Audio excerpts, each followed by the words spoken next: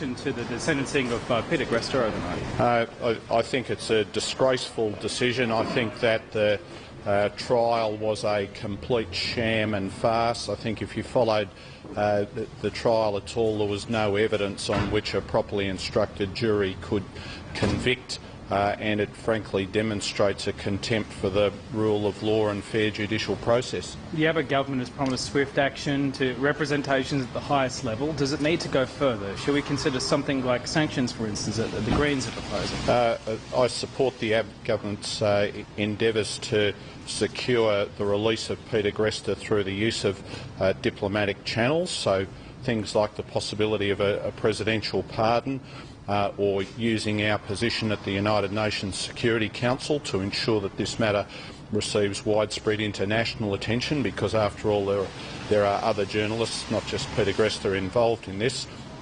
But I think that if these endeavours don't prove successful, then we certainly do need to be examining all areas of present bilateral cooperation with Egypt. So whether that's trade or aid or foreign travel bans or other things, I'm not familiar with the detail of our bilateral cooperation with Egypt, but we should be examining those areas because if we can't get this thing sorted, there do need to be consequences. What sort of time frame are we looking at? When do we want things sorted by, until we look at sanctions and those sorts of things? Well, I think we need to go through a proper process. We need to have a proper diplomatic process where we approach the Egyptian government, where we use the international forums like the United Nations Security Council to have these matters considered. But obviously, if we're not able to get a positive reception from the Egyptian government and to get Peter Greste released, then we do need to look at sanctions, because there need to be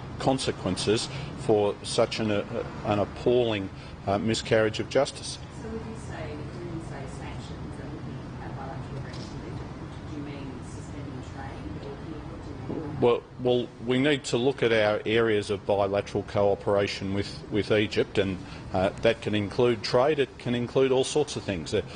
That's something we need to go through and deal with in a considered way.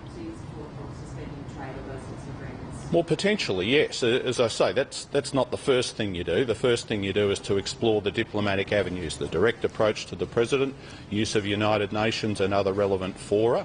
But if you explore those diplomatic avenues and are unsuccessful, then you don't just walk away. Then there needs to be consequences. Has the government done enough to see freedom for Peter Greste? I'm not critical of the government's actions to date. I think that it's been a very difficult situation. The government in Australia has been placed in a very difficult situation, so I wouldn't offer any criticism of the government. The only circumstances in which I would be critical is if the government does not continue to follow this through and take strong action.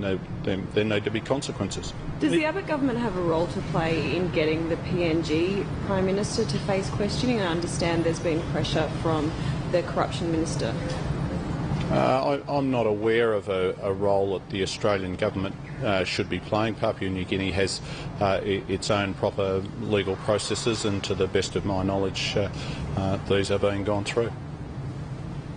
Look, I should make some comments in relation to the Tasmanian decision by the World Heritage Committee. I'm really pleased that the World Heritage Committee has rejected the endeavours by the federal and state Liberal governments to delist 74,000 hectares in Tasmania from its World Heritage status.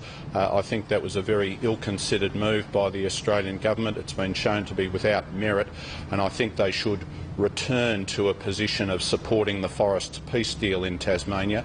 That is something that was negotiated after a great deal of blood, sweat and tears in Tasmania, and logging in Tasmania has been very controversial for many years, and you got an outcome where both the industry and environment groups were prepared to accept the forest industry going forward on the basis of these areas being set aside to be protected from logging. So I think that the federal and state Liberal governments need to reconsider their position in relation to that and to return to supporting the forest peace deal. There's reports today that the ABC Efficiency Review is going to recommend that the national broadcaster outsource TV productions. Do you think play school should be outsourced to the private sector?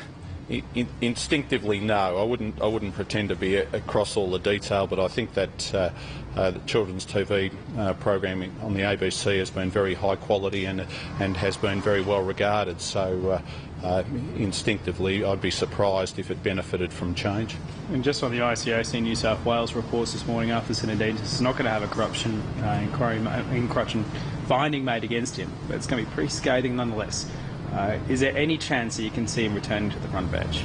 I'd be surprised if he was able to make a return to the front bench. I haven't seen the ICAC report, and I'd reserve a final decision until I've seen it and considered it. But I thought the evidence before the inquiry in relation to Australian water holdings and his role in relation to it was very disturbing, and I'd be surprised if he was in a position to make a return to the front bench.